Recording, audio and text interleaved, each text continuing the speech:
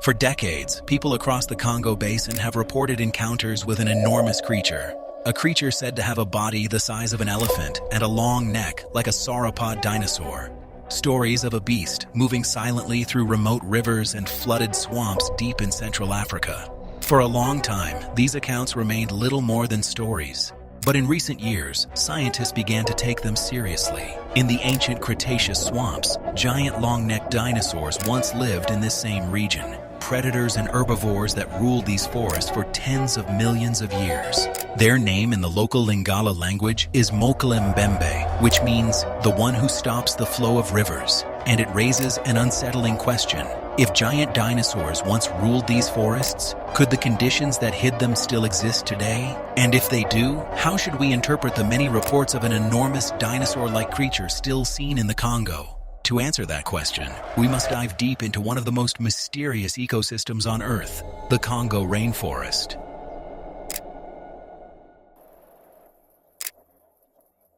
The Congo Basin is the second largest rainforest on Earth. It covers nearly 3.7 million square kilometers across 6 countries in Central Africa. In sheer size, it spans an area larger than the entire state of Alaska, and across this enormous region flows the Congo River, the deepest river on Earth. A labyrinth of rivers, swamps, and flooded forests that shape the entire ecosystem.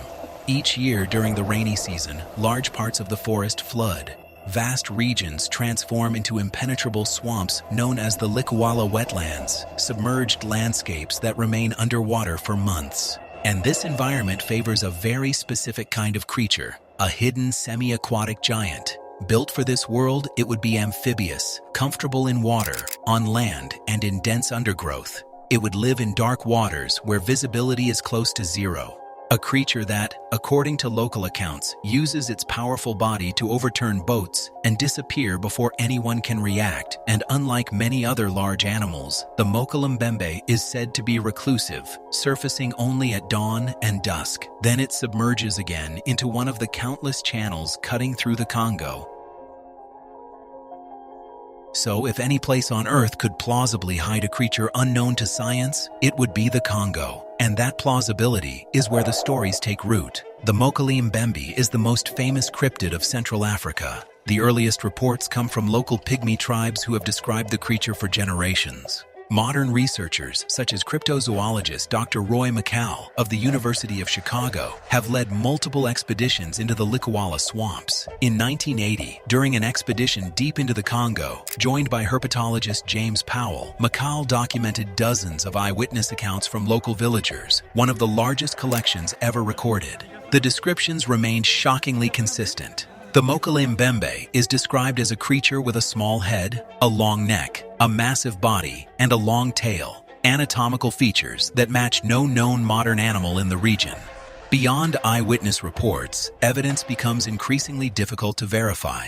The most famous photographic claim is recorded by a Japanese expedition in 1992, which filmed something large swimming in Lake Tele.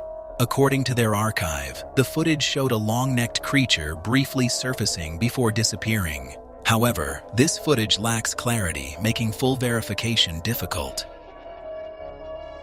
Yet reports of the Mokele Mbembe extend far beyond modern times. They appear across different centuries, cultures, and expeditions. As early as 1776, French missionary Abbé Liévin Bonaventure Proyart documented enormous footprints found in the Congo Basin, prints with 3 claws that matched no known African animal. Explorers such as Carl Hagenbeck took these reports seriously and documented them in detail. Yet, in their own expeditions, they personally encountered nothing more than second-hand accounts. In 1909, big game hunter Carl Hagenbeck claimed multiple independent witnesses had described to him a creature that was, in his own words, half elephant, half dragon. No physical evidence was preserved. Hagenbeck attempted to organize an expedition, but the project was abandoned. Around 1919, the Smithsonian Institution sent an expedition to the Congo to investigate the creature. 5 members of the expedition died, and no evidence was recovered. In 1981, engineer Herman Registers reported encountering a long-necked creature in Lake Tele, but the recording was never fully authenticated. Across more than 2 centuries, the same pattern remains. Not enough to confirm, not enough to dismiss. And that raises a deeper question. Would it even be biologically possible for a dinosaur of that size to still exist? The answer is not theoretical, because around 100 million years ago, during the Cretaceous epoch, giant sauropod dinosaurs lived in the ancient African rainforests. Their fossils have been discovered across what is now Niger, Egypt, and the Democratic Republic of the Congo. First uncovered in the early 20th century, multiple species were formally described throughout the following decades, and these African sauropods were not some distant outlier. They belong to the same family of long-necked dinosaurs that lived across every continent. Same lineage, same anatomy, just on a scale the modern world has supposedly not seen for 66 million years. African sauropods such as Atlasaurus reached lengths of up to 15 meters with a body weight of around 22 tons. Scientists know that sauropods preferred wet, swampy environments, exactly the kind of habitat that still dominates much of the Congo Basin today. Their existence proves something crucial. Under the right conditions, Central Africa once supported giant long-necked reptiles in significant numbers. But could a sauropod-like creature actually survive into the present? For many years, scientists dismissed the idea outright. Dinosaurs went extinct 66 million years ago, and the fossil record shows no sauropod survivors past that point. At first glance, that seemed like the perfect explanation. But today, many researchers acknowledge that the fossil record of Central Africa is dramatically incomplete. Instead, the answer may lie in the environment itself. The ancient Congo looked different from the rainforest we know today. Large parts of the landscape were dominated by vast wetlands and slow-moving river systems, far more extensive than in much of Central Africa today. These enormous wetlands could sustain huge populations of plants and aquatic animals. In these waters lived other giant reptiles, crocodiles from the ancient family Sarcosuchidae. Some of these animals reached 12 meters in length, so sauropods were not the only massive reptiles living in this environment. This leads us to the central question: could the modern Congo still support an animal of dinosaurian scale? One clue comes from the reptiles that live there today. The largest recorded Nile crocodiles in Central Africa have been measured at over 6 meters in length, which suggests that even today, the Congo ecosystem can still support reptilian predators of significant size. But could it also support something far larger? In fact, the local communities insist it already does. The Mokele Mbembe is described in local accounts as the largest creature in the entire region. Hippopotamuses may reach similar weights, but their bodies are completely different. The Mokele Mbembe is consistently described with an elongated neck and a tail, features no living African animal possesses. However, even the largest documented African reptiles still reach only a fraction of the size estimated for the Mokele Mbembe. So does that mean a dinosaur could never survive into the present? Not necessarily. Individual creatures surviving in remote environments are exceptionally rare, but not impossible. The coelacanth was believed to have died out 66 million years ago alongside the dinosaurs, and yet a living specimen was caught off the coast of South Africa in 1938. If any environment on Earth could hide a surviving prehistoric giant, it would be the dense swamps of the Congo. The Mokele Mbembe is described as semi-aquatic. It would feed on vegetation along the riverbanks. This would give the creature access to an unusually large pool of food. Unlike many other large animals, reptiles continue growing throughout their lives. Biologists call this indeterminate growth. As long as the animal survives and finds enough food, it can keep increasing in size, and reptiles in stable environments can live for over a century. From a purely biological perspective, a small surviving population of large reptiles in an isolated swamp system is not impossible. There is another important factor that distinguishes the Congo from many other environments.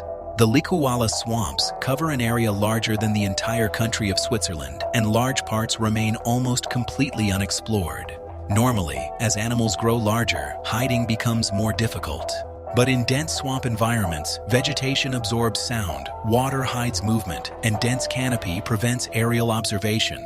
It is no coincidence that some of the last unknown large mammals on Earth, like the bonobo and the okapi, were discovered in this exact region in the 20th century. The Congo removes many of the limits that make large animals visible elsewhere. If any prehistoric giant could still survive on the planet, it would be in the swamps of Central Africa.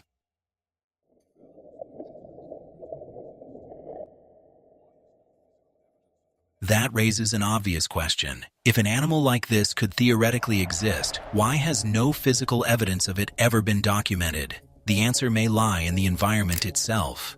The Congo Basin is vast, dense, and extraordinarily difficult to access. A recent study from 2022, based on years of field surveys in the Republic of the Congo, revealed just how hidden the swamps really are.